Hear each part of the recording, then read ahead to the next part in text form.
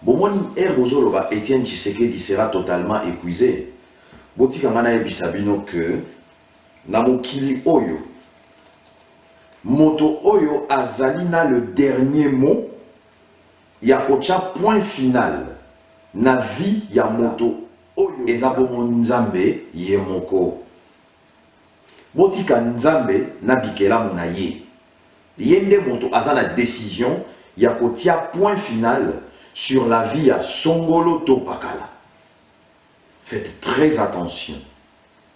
Un Tshisekedi pourrait en cacher un autre. Bana République démocratique du Congo, Bisika Nyonso Tubovandi na Pesibino Mbote, na Congo ya rubrique na Bisope ya Bino Eko de l'IDPS Oyo Mesani, Kota la pe mingi mikolo yo na YouTube, pe bozo komela biso, na ndenge photo sala mosala poto améliorer yango. Na lombango botika na fongola masolo na bisopo, malobe gozale belete, je vous dis tous bonjour et bonsoir, où que vous soyez, dans toute l'étendue de la République démocratique du Congo, au nom de l'écho de l'UDPS et de mon cher parti l'UDPS, je vous salue tous. Bana Congo, Tobeta Masolo, au Italie, République démocratique du Congo, na lombango.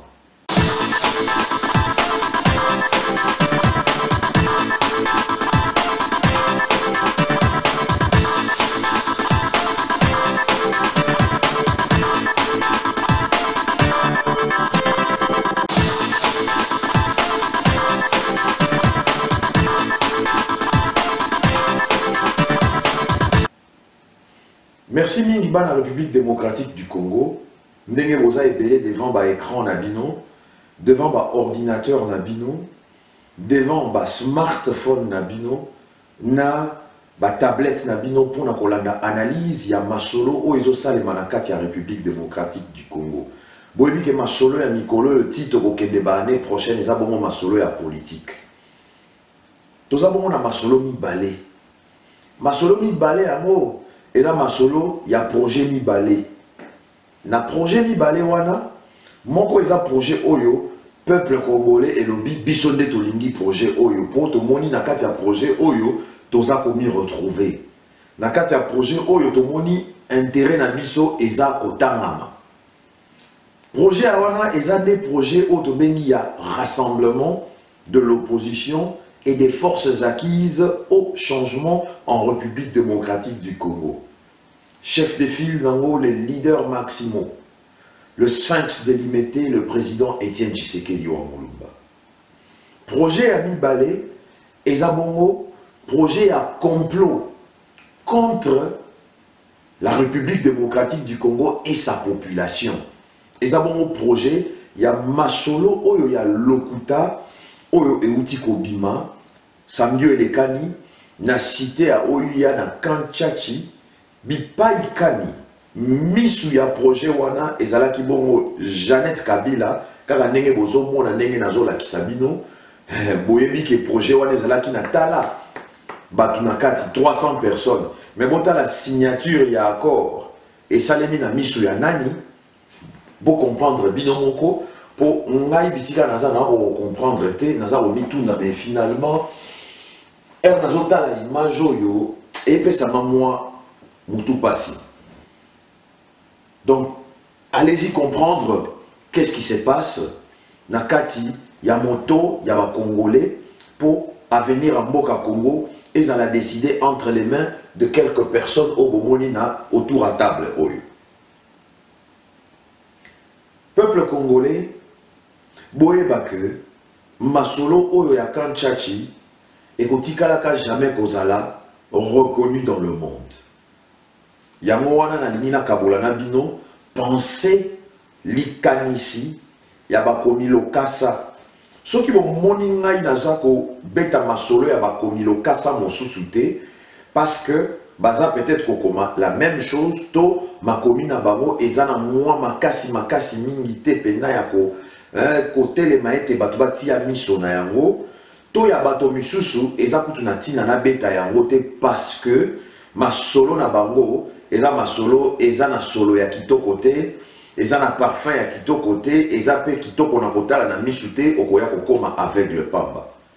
Ce qui n'a pas ni journaux, c'est parce que dans autant la réalité à masolo bazo comment tokoki ko analyser ensemble nabino. To banda bon on a revu il y a presse to analyser masolo ndenge et salé. D'abord il y a liboso merci mingi na peuple congolais à la population de la République démocratique du Congo na ndenge pour répondre massivement à l'appel du président Étienne Tshisekedi wa Mulumba na bana ya rassemblement na oyo etali masolo ya ko obéir na mot d'ordre oyo etali ville morte ndenge salemi lelo na Kisasa. Merci mingi. Mercredi le 19 octobre symbole ya carton jaune et mon ami. Carton jaune wana bango bazelela ki peuple babima na balabala po ba manifester batindi tala ba soda bakena ko encercler siège à IDPS nzoka basukisi bango mayele bato batikali na bango na ndako baboyi ko lobeloko baboyi ko ganga baboyi ko beta siffler mais ba caractériser bastie bilembo ya carton jaune misusu batikali na ndako balati ba t-shirt à jaune. Misusu babimi na boulevard du 30 juin balaki si carton jaune na bilamban na ba t-shirt na ba jaune. Misusu de quoi bazanga ni t-shirt à jaune balobi ah to sala nini. Ba fongoli ga sani batie likemba makemba ya jaune batie manga et même na anana couleur na ngo bimi jaune. Donc ba symbole bilembo eza ebele pona kotangisa Kabila pe pona kolakisa na communauté internationale que nous en avons marre de ces gens et leur système, principalement M. Kabila. Yango wana, bomoni masolo ekei ndenge ke wana.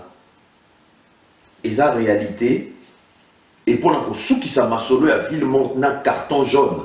Yemoko, Mokondiaba Kondi, les leaders des leaders, Étienne Tshisekedi wa Mulumba, alobi ah, avant nina maman Marthe na résidence à lobby to melata moi mai na kopo mais kopo ango pe ba meleli mai ah mai yango elenge wapi po epesie na makasi na koseka na vitalité na kati ya nzoto na ye na mbala moko président lobby non carton jaune et simbi bana merci beaucoup na bana Congo merci beaucoup plus Naba oyo surtout ba relayer to ba répondre présent na appel ya président Étienne Tshisekedi wa Mulumba.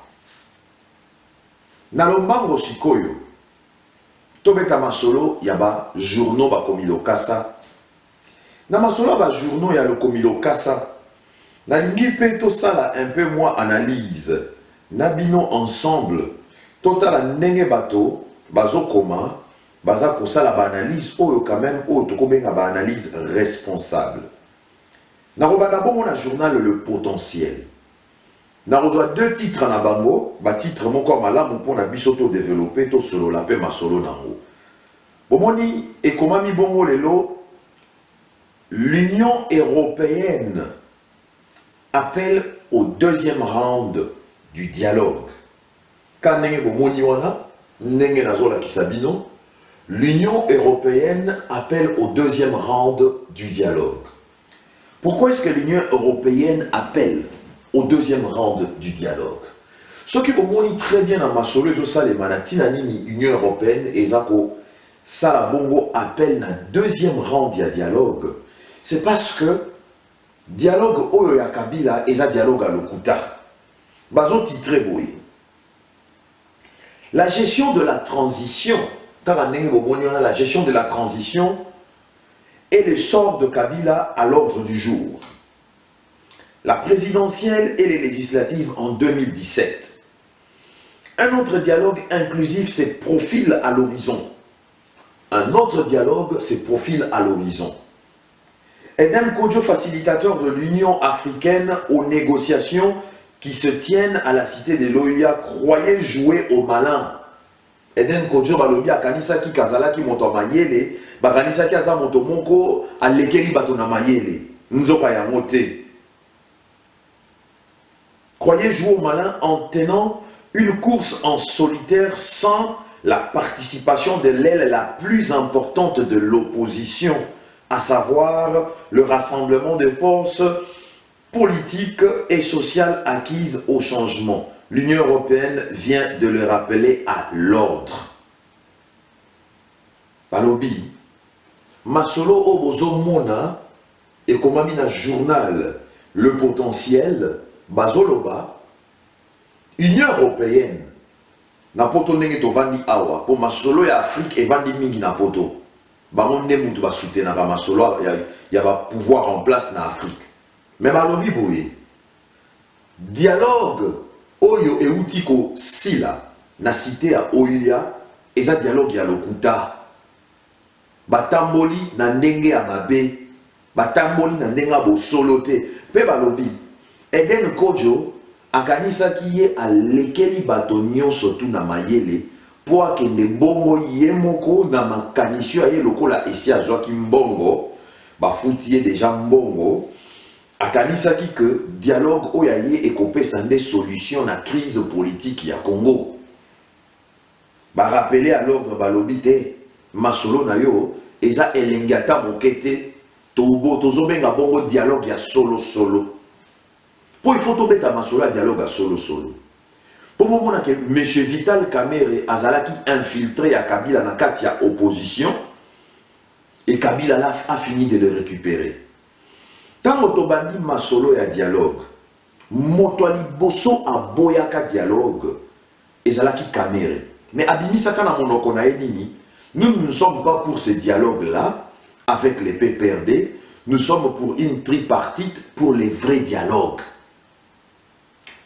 Lelo oyo biso to lakisi Kabila ke ba condition na biso oyo remplir te to kende dialogue te sans bande ko na biso oyo bazana kati ya prison oyo kanga bango na lokuta nyonso tu kaka parce que babeti Masolo contre yo. Vital Kamerhe a mi baluka a baluki ake kokota na dialogue a signé lokasa ndenga signé wana contre le peuple congolais. Peboye bayango bana Congo botika mana ebisa bino vérité. Bomoni Masolo ezokoma na ba journaux oyo tika to panza ngo mpoke na ndenga solo. Tango Etienne Tshisekedi ayebisaki bato Vital Kamerhe ayepoto sala na ye alliance na 2011 na élection en 2011. Etienne Tshisekedi alobaki eza tango ya alliance te alongwe Kabila ya même pas un an 7 mois, 6 mois à peine a commis opposant. Le coup là, il a commis opposant, il faut démontrer à ça la preuve il y a qui opposant. 5 ans, ils sont belés. Hein? C'est pas facile, hein? Monsieur Vital Kamerhe. 5 ans, ils sont belés. Hein? Même pas la fin 2016. Nous allons betio, ozongi na ndako ya tata na yo, Joseph Kabila et mon ami.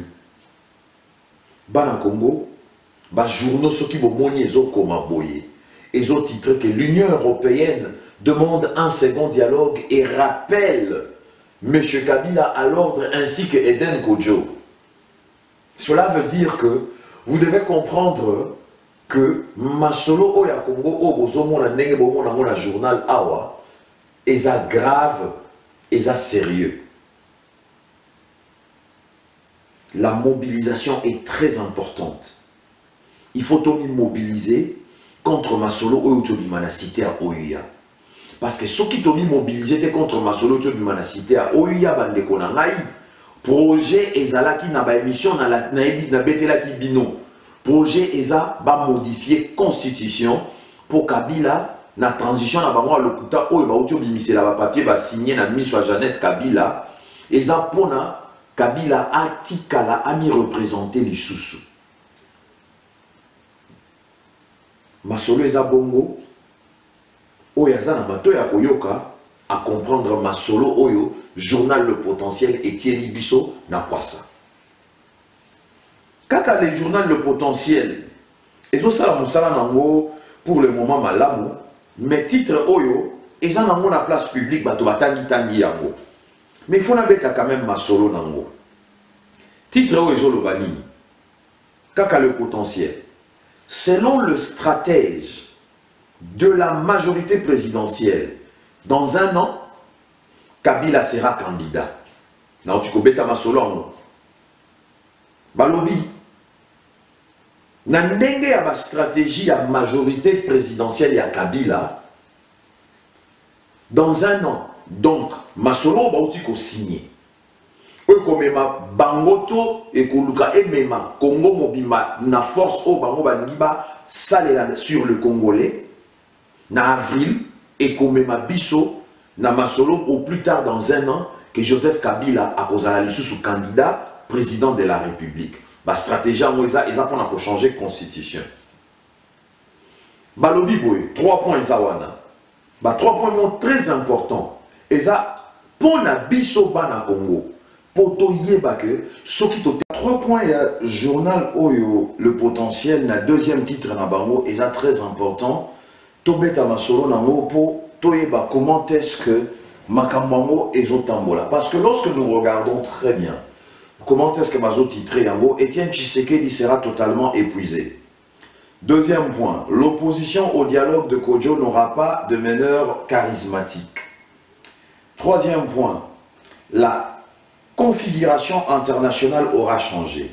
Elinge Lobani. Bomoni Erbozo Loba Étienne Tshisekedi sera totalement épuisé. Boti Kamana Ebisabino que Namokili Oyo Moto Oyo Azalina le dernier mot Yakocha point final na vie ya moto Oyo Nzambe Akela Ezabomo Nzambe Yemoko Botika Nzambe Nabikela Munaye Yende moto Azana décision Yakotia point final sur la vie à Songolo Topakala. Faites très attention. Un Tshisekedi pourrait en cacher un autre ou un Tshisekedi peut en cacher plusieurs. Pour ça, la polémique n'a maloba nangate, ça la analyse ce qu'on a politicien. Ce qu'on a muta polémique, polémiquer n'a pas coin. Mais ce qu'on a muta politicien solo, on peut comprendre qu'est-ce que je voudrais dire par là. Nalobi, Étienne Tshisekedi, il a de fils politiques, il a des fils biologiques, il a des adhérents politiques, il a ceux qui adhèrent aux valeurs qu'il représente. Il faut faire très attention. Lorsque vous mettez toute votre stratégie sur Tshisekedi, c'est là où vous allez comprendre que la chute aux enfers, votre chute sera rapide. Et alors on a terrain en football. Vous avez à Barcelone. Vous avez là Messi 2 défenseurs, 3 défenseurs. Et vous avez Messi 2, 3 défenseurs. Neymar Azako percé. Luis Suarez Azako percé. Rakitic Kotope Abimi. Vous avez battu. Nyonso wana tout. Je et ça centré dans la équipe à Barcelone sur Lionel Messi. Il y a des patrons et un jeu. On a pris exemple dans football pour vous comprendre. Un Tshisekedi peut en cacher un autre ou plusieurs. Motoza na décision ya kocha point final na vie à moto eza yote Kabila to baninga na yote eza Nzambe. Vous avez donné Tshisekedi pour mort plusieurs fois. Tshisekedi apparemment est ressorti des cendres pour lesquelles vous l'avez déjà enterré. Bobo Sani. Na mwana na bino bizali mabaza la na poto honoré Ngwanda. Bokunda Tshisekedi na Bruxelles non? Mais quand à Bruxelles on a amatela ki na avion aye bayambie lokola roi le 27. Yamana bomoni bazo koma Tshisekedi sera épuisé. Bazo tabler sur 1 an ou 2 ans. Problème exacté, Nzambe yemoko ayebi. Faites attention, peut-être yote mutorotika dans 1 an. Tant que nous masolo mais aussi la mikolo. Bobimi si ba policier ba soda. Bokantia ke tokobima na balabala. Batu ba vaina bango calme pas na bango. Carton jaune. Ba omelati. Ba melimai. Bazolia bitabe. Banane plantain. manga, anana, na président Yemoko Ameliko, maïna kopwa jaune. Soso la Kabila Benda Boule. Na Italie, pour y balé, l'opposition au dialogue de Kodjo n'aura pas de meneur charismatique. Oui, c'est vrai, ils n'ont pas menti. C'est un jeu Oyo, majorité présidentielle et à Kabila et Sali Batuloko la piège. Le 300 Congolais à Bololé Obaouti Kobimana, cité à Oyana Kanchach. Batouana, Misusu Bateki Congo pour 5 000 $. Misusu Bateki Congo pour 10 000, Misusu 50 000. Alors posez la question à Kabila, à sa sœur Jeannette Zoé et tous les autres. Ils ont combien dans le compte et dans les paradis fiscaux? Pour Binobo côté, Congo a 50 000 $. Et ça passe mingi. Bayebi ke boza ba opposanté, Yangoana, ils ont dit clairement que dans un an, opposition oyo continue na kati ya dialogue na bango, ba pozala na leader. C'est bien écrit. L'opposition au dialogue de Kodjo n'aura pas de meneur charismatique. Pour il faut tomber tabino li solo. Kamere o bendi e pa na bino. Ba mususu bazo linga yete na kati ya ba camarade Kabila. Boza na raison, bobo yaye. Kamere, quand est-ce qu'il est honnête? Quand est-ce qu'il faut croire à Kamere? Que lorsque il vous dit bonjour. Kamere, boyo on limeleka quand il vous dit bonjour. Les restes, ata finyo lisu, eza ya lokuta. Ata lobi na oki moto pasi, lokuta. Ata lobi na zoki, kon di mateta on sa ko bamba ya pota ya film ya Hollywood. Mais bayebi peke na circonstance à parcours caméra mope azo le ske pas à la lisusuté. To éviter na circonstance nini boso sola. Bo reçoit réponse binomoko pour caméra moko amiyebi ndenga zali. Amiyebi. Mais Kabila Keba yoko ligoti kala na pouvoir. Tant ce caméra mutako longolela yo biso Nassima, Yepe Amilobwe. Kamere n'a pas encore abandonné son projet de devenir le président de la République démocratique du Congo. Au poussé pene na yo, Nabenda Tamaloba Ndeko Eliezer Ntambwe. Liso, likolo ya liso. Moi suis moi. Moi yo benganaki. Ako swa yo lisusu. Pe aturo yo, soka suis yo. Okozoka pota, okosi la raté. Ma selon un deuxième point, Obomoni et Komami, et Zabongo. Na pandia mon ampoke moko ya pété, pour le peuple public congolais va comprendre comment est-ce que Masolo et Panza Makana Mpok, et puis Marana Poissa. Mpoke et Beta Marande Mwana. Masolo a sous que sa configuration, balobi, la configuration internationale aura changé. Ah oui! C'est vrai que la configuration internationale aura changé. Mais configuration internationale est que changé, mais décision il y a eu Kabila le mois peut changer. On a ça option. Mais option mususu, et ça pour na bino, pour na biso peuple congolais. Na lobby il y a quelques minutes. Attention, la mobilisation est très importante. Ce qui va ici bino, bobima. Tobima papa, tokende kosala masolo, c'est très important. Pambate, tozangi nzela kobimela. Na banzi toyokani, na ndenge pe bomoni masolo ebetami. Kaka na kati ya masolo ya ba journaux oyo balokasa oyo eza kobima, oyo eza kosala mwa mosala nango, bandeko pe ale phare, bakomi l'Union européenne en désaccord total avec Kinshasa. Et lobby, masolo na bangwana yangote. Eza masolo a bien te. Bango, basangana ki le 17 octobre. Na ba résolution na bango, na ba conclusion na bango, ba pesi rassemblement de l'opposition et des forces acquises au changement République démocratique du Congo, raison. Pour Babeti Masolo, il y a des prisonniers politiques. Babeti Masolo, il y a des mbeba surtout au Kabila Bomi le 19 na le 20. siko boye bisangai batikali ko beta masolo ya 4 policiers babomite po babi ke ba policiers na batombola ki baninga boye bisanga bandeko nanga masolo ndenge ezosalema boye bokanisi Union européenne communauté internationale bakoya batomboleli bino Kabila te bazoyebisa bino biso te mutu tokoya komobilize bino biso tondimi masolo na bino peuple congolais tondimi choix na bino to respecter yango bino moko nde botelema bolongola Kabila elingi eloba nini na bamarche nyonso tokosala ekozala na marche moko tokokende ti na palais de la nation. Il n'existe pas de bonheur sans sacrifice. Bokozwa libération na binote to libération na bisote sans sacrifice. Bandeko ya mona lobaka tozui moi chance ya kozala na libanda Congo mais lingi lobate ke chance wana ezolongola biso kilo ya kozala ba congolais. Tozana ba famille, tozana ba ndeko, ba leki na ba yaya kuna.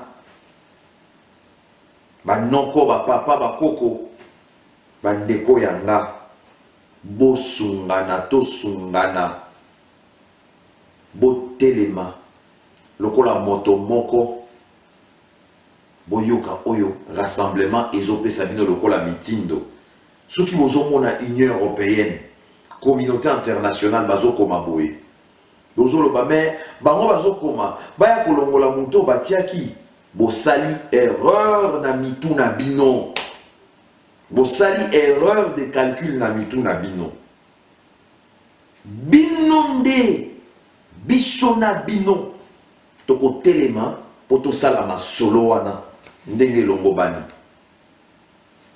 Bendabul zala mayele salela oyo tsengeli kosala po Congo ezwa libération nango masolo eza ebele mais naponi lelo kaka ba lokasa wana mibale po bango bakomi masolo ndenge elongobani ya mwana napesi bino merci mingi na ndenge bovandi ebele pe bolandi biso na kati ya masolo na biso ya milulu ya écho de l'UDPS boyokaka eutaka ba écho eyaka ezokomela bino. Félix Kabala, votre humble serviteur. Merci beaucoup au président Etienne Tshisekedi wa Mulumba pour la unité à opposition na ba Congolais surtout otozana simanayo. Merci na bana UDPS. Merci beaucoup na ba nomination ya Sika président Tshisekedi a signé. Félicitations na bato oyo bazui ba poste ya Sika na Congo pour bakamba UDPS. Félicitations na ndenge mobundio ya biso ba pesier ba matisier grade akomi mokondi monene na kati ya UDPS lisusu akomi bongo chargé secrétaire général adjoint en charge des questions politiques, diplomatiques, juridiques et des communications. Toza bongo na simanayo national Félix Tshisekedi. Félicitations. Félicitations pe na bato nyonso tout ba mérité ba poste na bango mais botika ko polémiquer ezana bato oyo ba ko sala musala na kati ya IDPS wana oyo na nteto lobeli bozala calme. UDPS viva viva viva viva Tshisekedi chef de l'État oboyi Salam Okilinayo. Vive le rassemblement, vive la République démocratique du Congo.